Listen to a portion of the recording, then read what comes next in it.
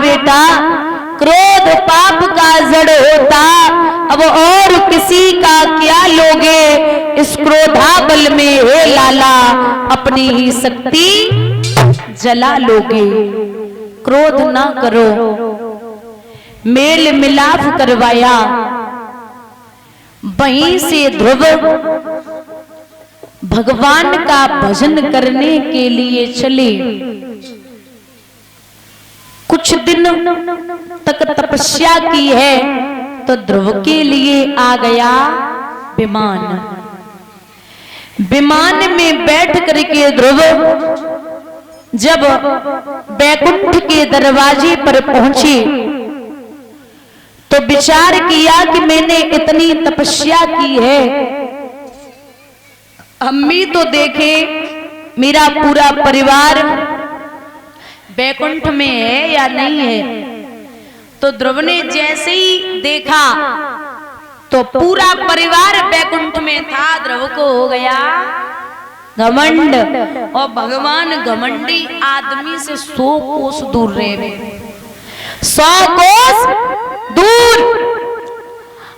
अब जब घमंड हुआ तो भगवान बोले इतने यहां तक आए कि तुमने थोड़ो सो घमंड कियो।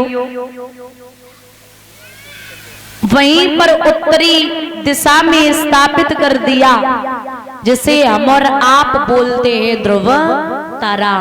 एक बात और, जिस व्यक्ति को 6 महीने से ध्रुव तारा दिखाई न दे तो समझ लेना कि मौत नजदीक आ गई। लिखती है भैया,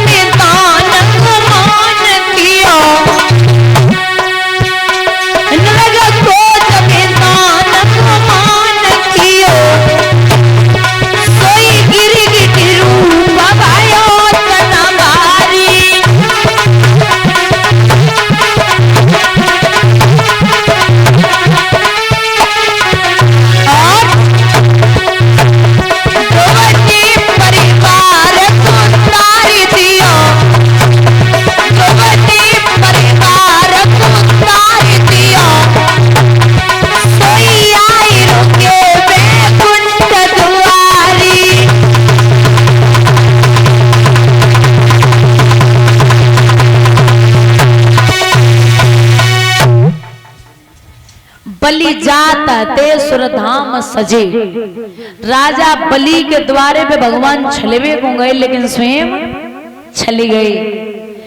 पातालपुरी में पहरा लगाया, नृग को जमे दान गुमान कियो। राजा नृग रोज एक गऊ का दान करता था ब्राह्मणों को। एक दिन एक ब्राह्मण के दरवाजे से गाय छूट के दूसरे ब्राह्मण के घर पे पहुंच गई। अब दोनों में झगड़ा होने लगा, बोला मेरी गाय, दूसरा बोला मेरी है। राजा के दरबार में पहुंचे तो भैया राजा नृग को घमंड था कि मैं बहुत बड़ा दानी हूं।